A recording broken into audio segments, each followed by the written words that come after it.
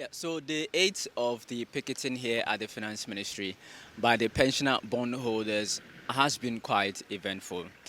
Already there were calls by the pensioners for other people from the Ghanaian society to come and join in their protest and lend them support. So today, the conveners for the Fix the Country movement and Arise Ghana were here to lend support to the group.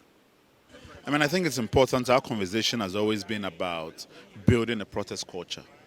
A culture where persons affected by public policy decisions of political officers do not sit aside, but they gain their voice, that they match that voice with the determination to show up when it matters. And when these things are happening, it's also important that persons who are inspired by this and the spirit of resilience that pensioners have shown, that we young people also show up for them. And I think it's important in mobilizing people to support these movements that we also put our currency behind initiatives like this in order to carry forward the message and the resistance that they are showing even in their age. We came here because of our aged who have been in the sun for several days, hoping that the government of Nana Akufo-Addo will bring about a certain relief that will ensure that their current predicament can be contained. In fact, what is going on, it is like we are in the animal kingdom. It is only in the animal kingdom that when any animal wants a prey, it looks at the weakest. The one which is lame, blind, is the weakest one among them. You will see the lion standing, watching the head of cattle moving. And he will watch, it will watch. And the one that doesn't go with the rhythm of their running, then will go and catch it. So what is happening is like we are in the animal kingdom. And it shouldn't happen like that. If this is allowed to stand, then we are doomed. Because it means survival of the fittest. When the trade unions, when they rose up, because they are energetic, they are strong, they are many, the finance minister chickened out and told them that they have been exempted. So what is stopping him from saying that the pensioners have also been exempted? So this would be the eighth time the pensioners would be picketing here at the Finance Ministry. On the first day, the minister came and addressed them, and then later within the week, there was a closed-door meeting between the minister and the pensioners.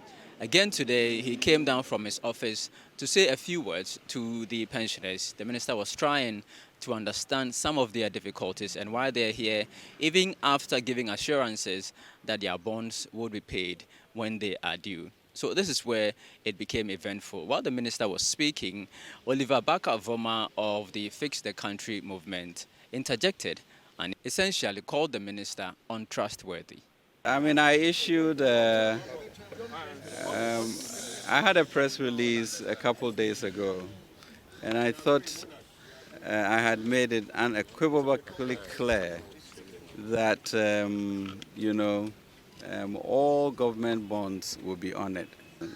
So really, there's no reason for us to be sitting here, because that assurance has been given on paper.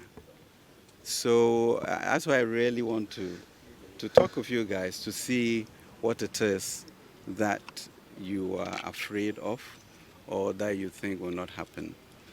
So my issue, which I told your leader, was that now you have very little of the old bond in the system, which means that in the event of a crisis personally, your ability to trade that paper in is really diminished. But that's a choice you make, that, I don't really care about that, I will continue holding that. And we are saying if you continue holding that, fine, the government would honor those papers. So I'm a little unclear, as to exactly what now the problem is. And I'm looking at the lady here because she keeps shaking her head. So maybe I'm not getting through, and I would like her to you. Yeah. I beg your pardon? Well, if the are you a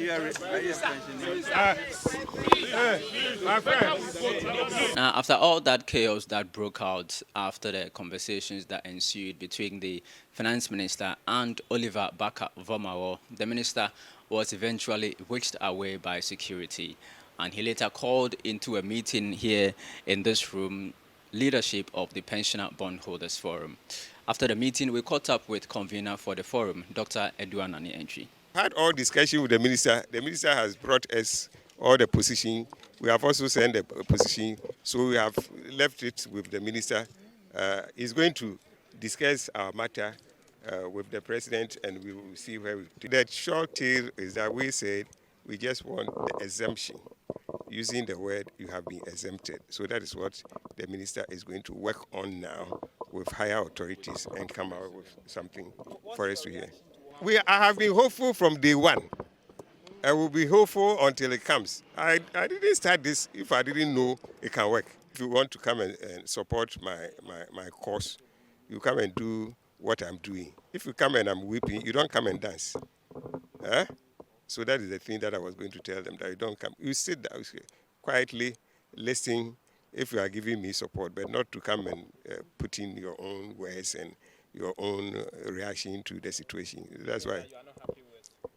I am not happy if you want to, it's like what, derail whatever we are doing, our agenda.